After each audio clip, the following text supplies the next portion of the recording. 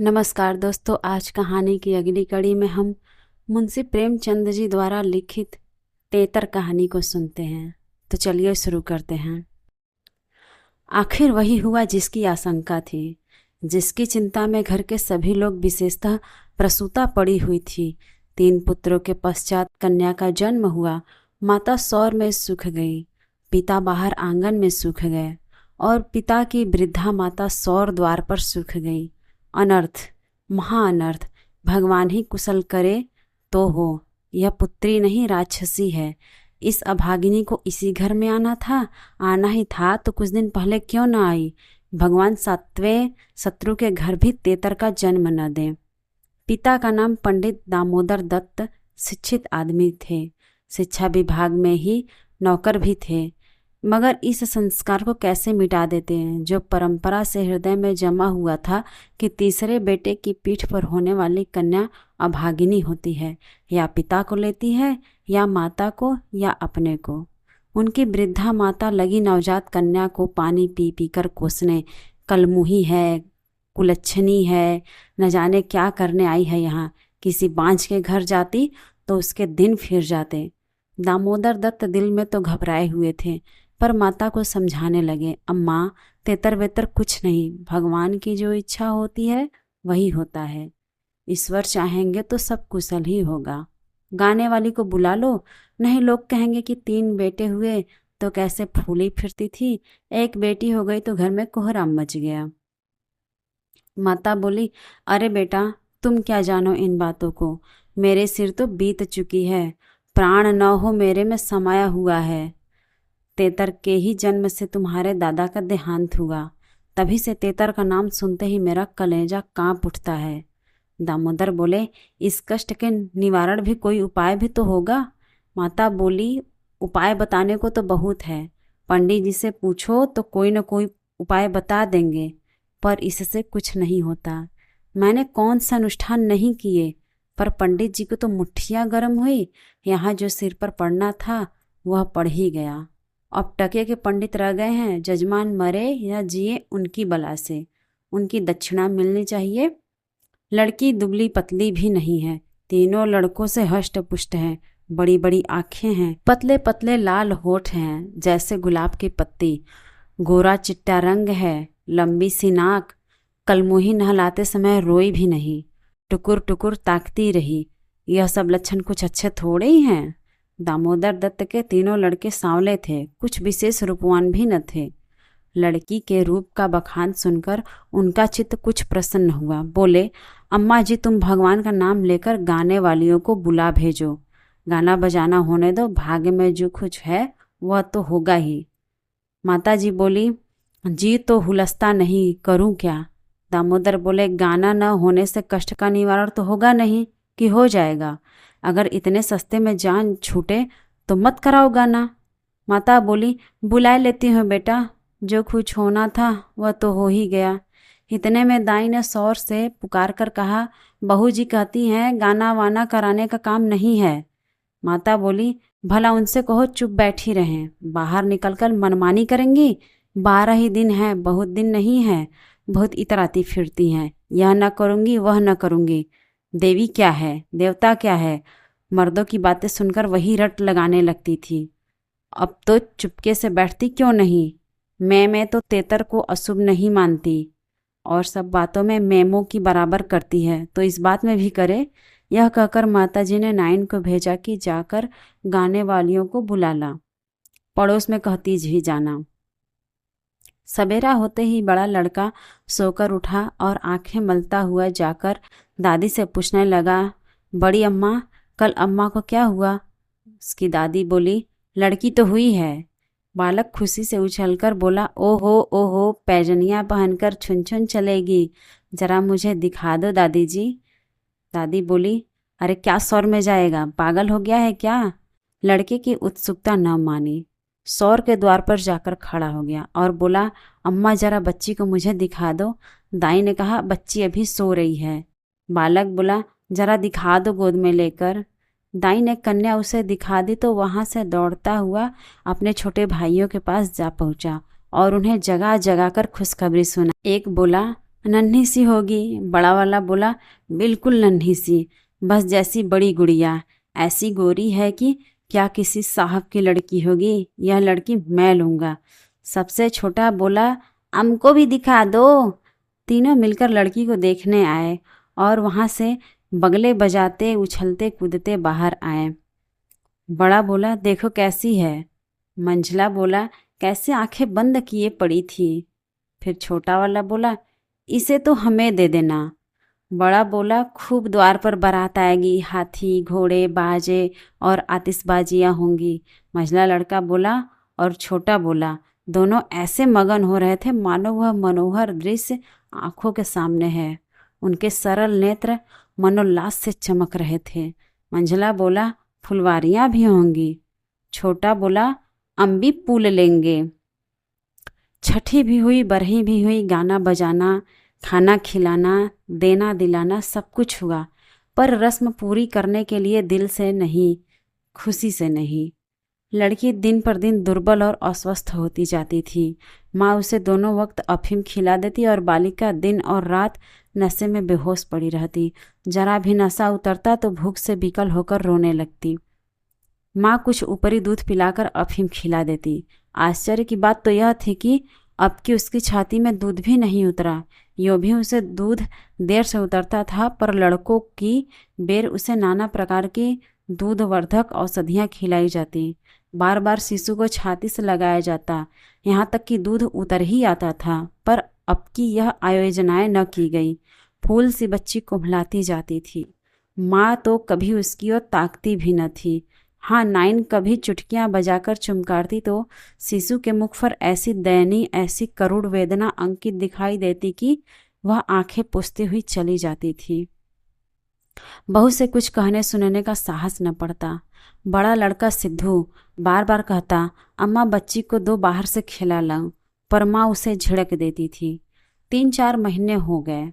दामोदर दत्त रात को पानी पीने उठे तो देखा कि बालिका जाग रही है।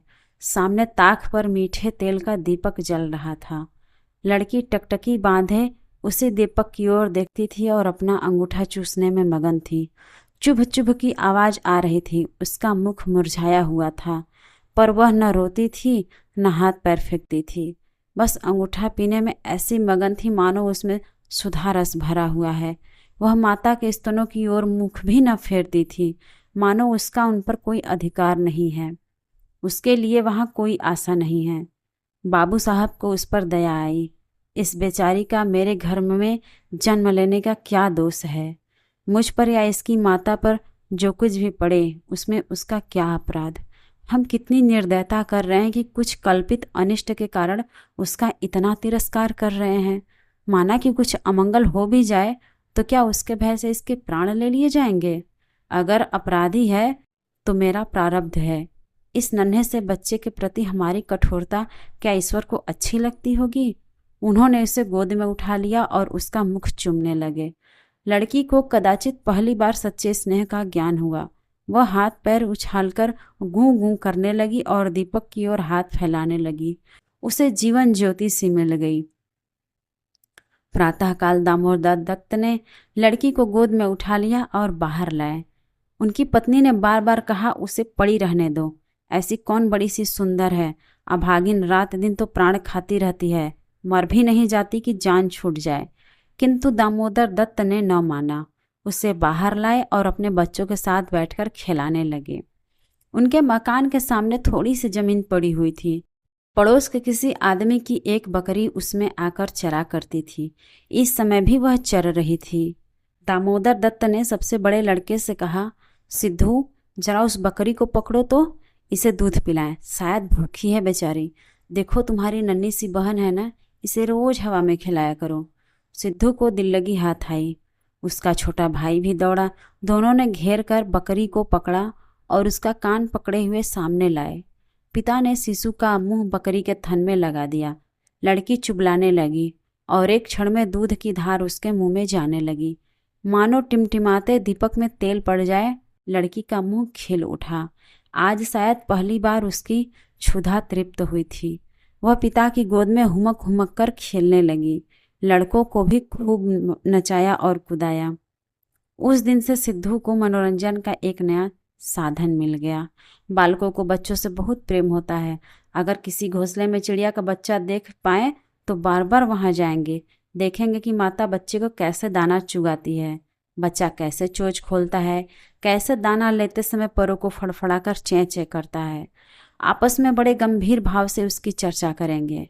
अपने अन्य साथियों को ले जाकर उसे दिखाएंगे। सिद्धू ताक में लगा रहता। जो ही माता भोजन बनाने या स्नान करने जाती, तुरंत बच्ची को लेकर आता और बकरी को पकड़कर उसके थन में शिशु का मुंह लगा देता। कभी दिन में 2-2, 3-3 बार पिलाता। बकरी को भूसी चोकर खिलाकर ऐसा परचा लिया कि वह स्वयं चोकर के लोभ से चली आती और दूध देकर चली जाती। इस भांति कोई 1 महीना गुजर गया। लड़की हष्ट-पुष्ट हो गई, मुख पुरुष के समान विकसित हो गया। आंखें जग उठी। शिशुकाल की सरल आभा मन को हरने लगी। माता उसे देख देख कर चकित होती।